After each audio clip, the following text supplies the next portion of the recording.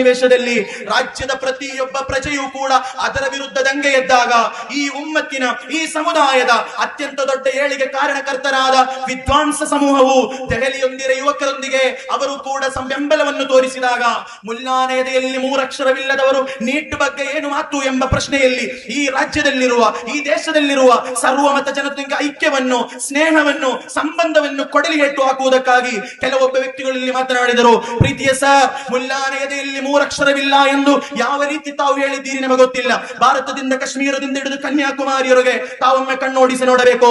ಈ ದೇಶದ ಪ್ರಥಮ ಶಿಕ್ಷಣ ಮಂತ್ರಿ ಯಾರು ಎಂದು ತಾವೊಮ್ಮೆ ಕಲಿಯಬೇಕು. ಮೌಲಾನಾ ಅಬುಲ್ ಕಲಾಂ ಆಜಾದ್ ಎಂಬ ಮುಲ್ಲಾಗಿದ್ದರು ಎಂಬುದನ್ನು ಮರೆಯಬಾರದು.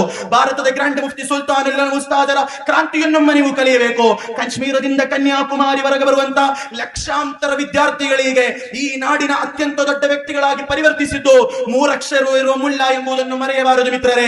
ಪ್ರೀತಿಯ ಮಿತ್ರರೇ, ಭಾರತದ ಹೊರಗೆ ಮತ್ತು ಒಳಗೆ ಎಲ್ಲಾ ಯೂನಿವರ್ಸಿಟಿಗಳು, ವಿಶ್ವವಿದ್ಯಾಲಯಗಳು, ರಿಸರ್ಚ್ ಸೆಂಟರ್ಗಳು, ನ್ಯಾಯಾಲಯಗಳು, ಮೆಡಿಕಲ್ ಕಾಲೇಜುಗಳು, ಲಾ ಕಾಲೇಜುಗಳು, ಇಲ್ಲೆಲ್ಲವೂ ಕೂಡ ಅತ್ಯಂತ ಉನ್ನತ ಶ್ರೇಣಿಯಲ್ಲಿ ತೇರ್ಗಡೆಯಾಗುವ ವಿದ್ಯಾರ್ಥಿ ಸಮೂಹವು ತಾವು ಹೀಯಾಳಿಸಿದಂತಹ ತಲೆಯಲ್ಲಿ ಟೋಪಿ ಧರಿಸಿದಂತಹ ತಲೆಯಲ್ಲಿ ಬಿದ್ದೆಪ್ಪೆ ಧರಿಸಿದಂತಹ ಮೂರಕ್ಷರವಿರುವ ಮುಲ್ಲಾಗಳು ಎಂಬುದನ್ನು ಮರೆಯಬಾರದು. ಭಾರತೀಯ ಹೋರಾಟದಲ್ಲಿ, ಸ್ವಾತಂತ್ರ್ಯ ಸಂಗ್ರಾಮದ ಹೋರಾಟದಲ್ಲಿ ಈ ಭಾರತಾಂಬೆಯ ಜನತೆಯನ್ನು ಗ್ರಂಥಗಳ ಮೂಲಕ, ಭಾಷಣಗಳ ಮೂಲಕ ಭಾರತಾಂಬೆಯ ಜನರ ಮನಸ್ಸಿನಲ್ಲಿ ಸ್ವಾತಂತ್ರ್ಯ ಕಿಚ್ಚನ್ನು ಹತ್ತಿಸಿದ ಕೀರ್ತಿ ತಾವು ವಿವರಿಸಿದಂತಹ ಹೀಯಾಳಿಸಿದಂತಹ ಮುಲ್ಲಾರಿಗೆ ಸೇರುತ್ತದೆ ಎಂಬುದನ್ನು ಮರೆಯಬಾರದು.